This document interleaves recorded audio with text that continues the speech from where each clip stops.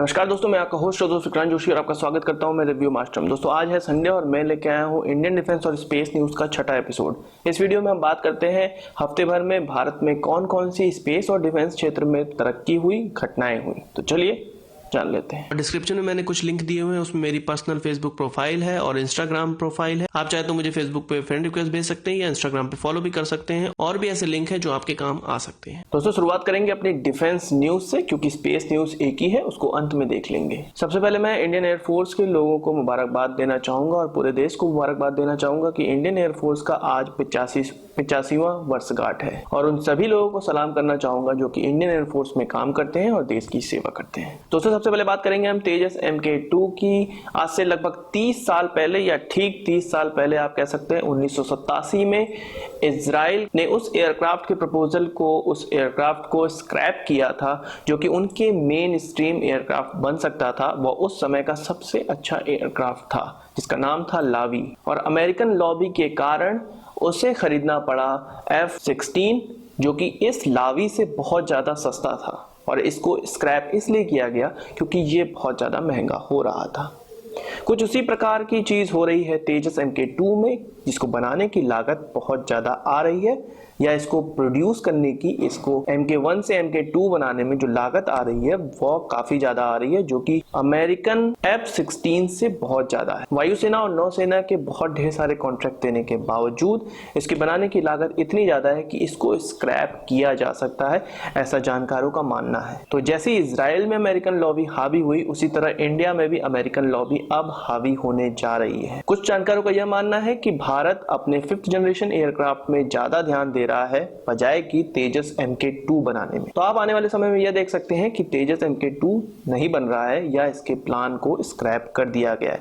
बने तो बहुत अच्छी बात है, और अगर नहीं बन रहा है तो वो केवल और केवल अमेरिकन लॉबी के कारण नहीं बनेगा। F-16 की बात चली है तो बात कर लेते हैं अपने जो सिंगल इंजन वाले जो हमें एयरक्राफ्ट खरीदने हैं बाहर से, जो कि इंडिया खरीद रहा है, उसमें तेजी अब दिख रही है। और 2 से 3 हफ्तों के बाद यह एक्विजिशन करने लगेगी भारत सरकार की और भी कुछ डिटेल सामने आई है इस एयरक्राफ्ट को लेके।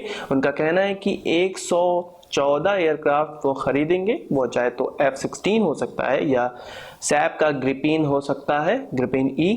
उनका यह भी कहना है कि जो 16 एयरक्राफ्ट होंगे इनमें से वो उस ओरिजिन देश से आएंगे, वहीं के प्रोड्यूस हुए होंगे, और इसके बाद वो मेक इन इंडिया प्लान के तहत बनेंगे। तो जिससे भी अच्छी डील मिलेगी भारत उसके साथ जा सकता है, और इसमें तेजी काफी आ गई है।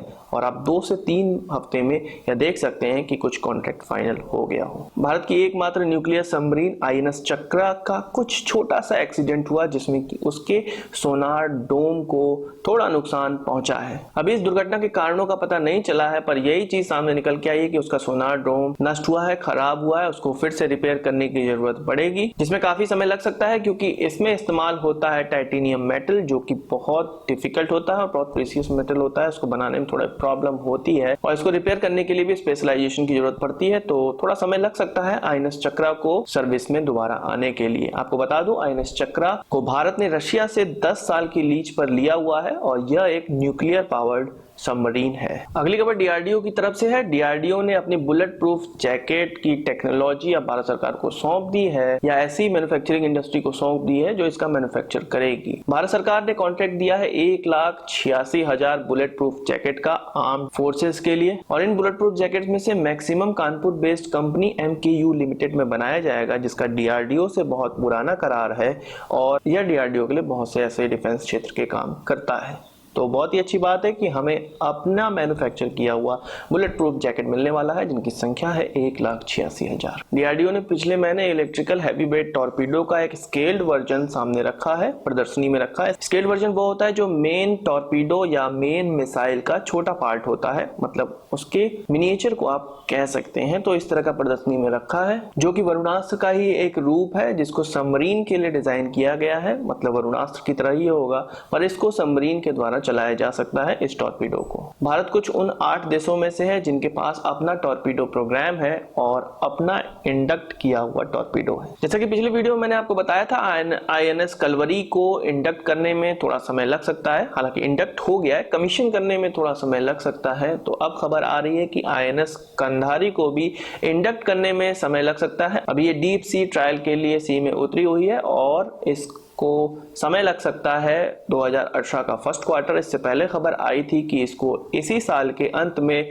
नौसेना में इंडक्ट कर लिया जाएगा, पर 3 महीने का एक्स्ट्रा डिले आपको यहाँ पर देखने को मिलेगा। इसके बाद भी थोड़ा डिले हो सकता है। फिलहाल अभी 2018 के फर्स्ट क्वार्टर तक इसके इंडक्ट होने की कोई संभावना नहीं है। वहीं INS कलवरी के कमीशन होने की डेट नवंबर-दिसंबर तक खिसक गई है, जो कि अक्टूबर लास्ट तक थी। लौटते अपने सिंगल इंजन वाले एयरक्राफ्ट की जो खबर थी, उसमें कुछ और एडिशन चीज मैं आपको यहाँ पे बता दूं कि भारत को जरूरत है 42 स्क्वाड्रन की, मतलब प्लेन का स्क्वाड्रन की, और अभी तक उनके पास केवल 30 से 32 स्क्वाड्रन है और भारत की ये उम्मीदें हैं कि वो 2032 तक ये 42 स्क्वाड्रन पूरे कर लेंगे। आपको मैं बता दूं कि एक स्क्वाड्रन में 18 से 20 एयरक्राफ्ट होते हैं और जो ये प्रोक्योरमेंट किया जा रहा है, इस तरह से और आगे हम ढेर सारे प्लेन अपने जोड़ते चले जाएंगे क्योंकि बहुत से प्लेन रिटायर भी होंगे। तो 2032 तक हमारे 42 स्क्वाड्रन पूरे हो जाएंगे, ऐसा भारत का मानना है, ऐसा भारत का सोचना है। बात करते हैं FGFA के।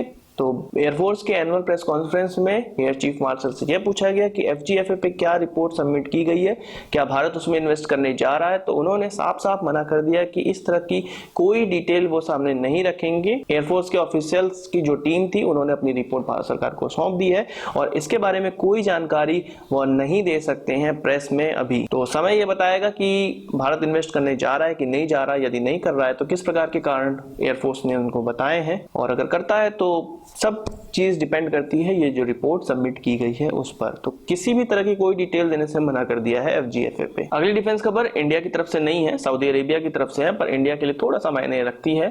S-400 जो कि इंडिया रशिया से खरीद रहा है, सऊदी अरेबिया ने भी रशिया से करार कर लिया है S-400 का, और रशिया इनको पूरी टेक्नोलॉजी ट्रांसफर देगा और लोकलाइज मैन्युफैक्चरिंग का भी राइट्स देगा। तो कुछ अलग है इंडिया और रशिया के बीच का करार और सऊदी अरेबिया और रशिया के बीच का करार। मुझे लगता है कि थोड़ा महंगा इनको करार पड़ा होगा, और थोड़ी ये बात भी है कि सऊदी अरेबिया बहुत ज्यादा पैसा दिया होगा और सऊदी अरेबिया उनका एक पार्टनर बन सकता है हथियार खरीदने में, इसलिए वो टेक्नोलॉजी ट्रांसफर भी यहाँ पर कर रहे हैं। और दूसरी खबर भी सऊदी अरेबिया की तरफ से, सऊदी अरेबिया थर्ड जो कि लॉकहीड मार्टिन के द्वारा बनाया गया एयर डिफेंस सिस्टम है, उसको भी खरीदने का प्लान बनाया हुआ है। तो अमेरिका में ये प्रपोजल पास हो गया है, तो अब हो सकता है कि सऊदी अरेबिया के पास थर्ड एयर डिफेंस सिस्टम भी आ जाए। तो दोनों प्रकार के एयर डिफेंस सिस्टम पे नजर है सऊदी अरेबिया की, पता नहीं क्या करना चाह रहा है। ईरान को शायद दूर रखने के लिए, ईरान से बचने के लिए सऊदी अरेबिया कुछ इस प्रकार की इन्वेस्टमेंट कर रहा है। बात करते हैं अपनी एकमात्र डिफेंस खबर की, टीम इंडस जो कि मून पर जाने वाली है। PSLV एक्सेल के द्वारा इसरो का जो रॉकेट है वो नवंबर या दिसंबर में लॉन्च होगा। तो उसके बेंगलुरु फैसिलिटी में एक टीम दौरा करेगी जो कि गूगल एक्सप्रेस की टीम है। वो 5 दिन का दौरा करेगी और देखेगी कि इनका प्रोग्राम किस प्रकार से चल रहा है और ये अपनी रिपोर्ट सबमिट करेगी गूगल एक्सप्रेस में। आपको बता दूं कि इसकी लास्ट डेट मार्च 2018 कर दी गई है और टीम इंडस अब लॉन्च करने वाली अपना प्रोजेक्ट। देखना है कि वो ऐसी प्राइवेट कंपनी बन पाती है, पहली प्राइवेट कंपनी बन पाती है जो कि चांद पर अपना रोवर उतारी हो। तो आज की इस वीडियो के लिए बस इतना ही। आशा करता हूं आपको वीडियो पसंद आई होगी और आप इसको एक बड़ा thumbs up जरूर देंगे। इस वीडियो संबंधित कोई सवाल या सुझाव हो तो कमेंट बॉक्स में जरूर लाइएगा, और यदि आपने हमारे चैनल को सब्सक्राइब नहीं किया है तो उसे भी कर लीजिए क्योंकि हम इस प्रकार के वीडियो लाते रहते हैं। नमस्कार, थैंक यू।